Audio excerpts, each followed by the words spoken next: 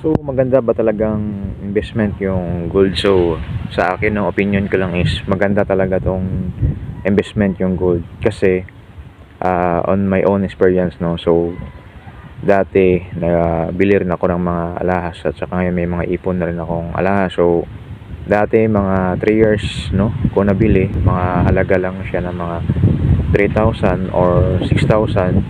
So, ngayon, 2,000 ano na, no, 25. So pwede mo na siyang masangla, papares ka na, may pwede na siyang masangla na sa 10,000, 11,000. Yung 3,000 ko dati pwede na siya masangla 8,000. So grabe, no, ang laki yung gap. Kasi yung gold talaga kasi parang hindi lang talaga bumababa yung gold, lagi lang siyang tumataas yung gold. So minsan pag magaling ka lang talaga